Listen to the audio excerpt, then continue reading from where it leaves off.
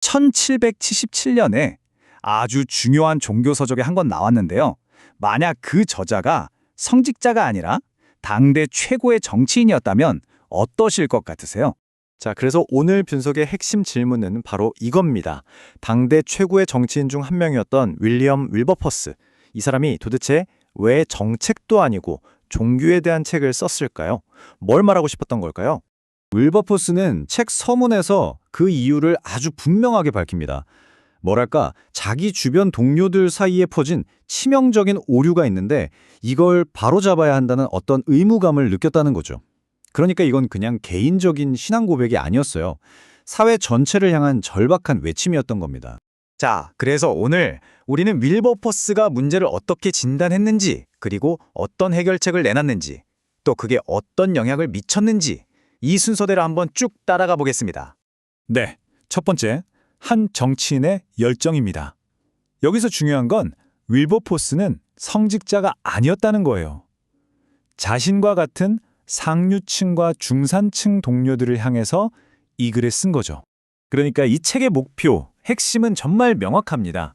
당시 유행하던 말뿐인 아주 비상적인 종교가 있었는데 이것과 자기가 생각하는 진짜 참된 기독교를 딱 대조해서 보여주려고 한 거예요. 이 둘이 얼마나 다른지 똑똑히 보라는 거죠. 두 번째, 당시의 지배적인 체계입니다. 그럼 윌버포스는 그 시대의 영적인 상태를 어떻게 봤을까요? 그의 진단은 정말 날카롭습니다. 이 부분을 보면 정말 흥미로운데요. 그의 비판이 아주 신랄해요. 당시 종교가 완전히 껍데기만 남았다고 본 거죠.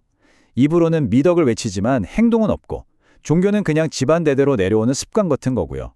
심지어 신앙의 뿌리인 성경은 책장에 먼지만 쌓인 채 아무도 안 본다는 겁니다. 도덕의 기준마저도 성경이 아니라 그냥 세상에서 성공하는 법, 이런 세속적인 격언에 맞춰져 있다고 아주 강하게 비판합니다. 근데 윌버포스는 여기서 그치지 않아요. 더 깊이 파고듭니다. 이런 모든 영적인 문제의 근본적인 원인이 딱 하나, 사람들이 완전히 잊어버린 어떤 핵심 교리 때문이라고 주장하거든요. 그가 딱 짚어낸 원인이 바로 이 인간 본성의 타락이라는 개념입니다. 이게 뭐냐면 인간은 원래 착한 존재가 아니라 오히려 타락한 피조물이라는 당시로서는 정말 듣기 거북하고 충격적인 주장이었죠. 그의 모든 주장은 바로 이 생각에서부터 시작됩니다. 윌버포스는 심지어 인간이 선을 싫어하고 악을 좋아하는 존재라고까지 말하면서 이 개념을 아주 강하게 밀어붙입니다. 듣기에는 좀 불편할 수 있죠. 하지만 그는 이걸 정면으로 봐야만 진짜 문제가 해결된다고 믿었던 겁니다. 그리고 이 표현은 윌버포스의 통찰력이 얼마나 대단한지를 보여주는 것 같아요. 폐허 속에서도 위험이 있다. 인간에게는 정말 엄청난 잠재력이 있지만 그 본성이 타락했기 때문에 그 대단한 능력을 엉뚱한데 잘못된 방향으로 쓰고 있다는 거죠. 이 모순적인 상태를 정말 기가 막히게 짚어낸 겁니다. 자, 이제 문제 진단은 끝났습니다. 그럼 그가 내놓은 처방전은 뭘까요? 윌버포스가 봤을 때 결함투성이인 기존의 종교와 그가 말하는 진짜 신앙은 도대체 어떻게 다를까요? 이 표를 보시면 한눈에 들어오죠. 왼쪽의 지배적인 체계는 그냥 관습, 껍데기에 불과하다면 오른쪽의 참된 기독교는 삶의 중심, 바로 핵심 정체성이 되는 겁니다. 성경을 대하는 태도, 교리의 중요성, 그리고 가장 근본적인 인간 본성에 대한 관점까지 모든 면에서 완전히 정반대라고 할 수 있습니다. 그렇다면 그가 말하는 처방을 어떻게 실천할 수 있을까요? 여기서 그는 당시로서는 굉장히 파격적인 주장을 합니다. 바로 신앙에 있어서 감정과 열정의 역할을 강조한 거죠. 윌버포스는 바로 이 질문을 던지는 겁니다. 신앙이라는 게 그냥 이성적으로 따지고 조용히 의무만 다하면 끝나는 문제일까요? 그는 기독교가 차가운 머리만이 아니라 뜨거운 마음을 움직여야 한다고 주장했습니다. 냉철하고 이성적인 신앙을 넘어서 사랑, 열정, 감사, 기쁨 같은 이런 뜨거운 감정들이 반드시 따라와야 한다는 거예요. 이게 바로 머리의 종교와 마음의 종교의 결정적인 차이점입니다. 하지만 여기서 정말 중요한 포인트가 있습니다.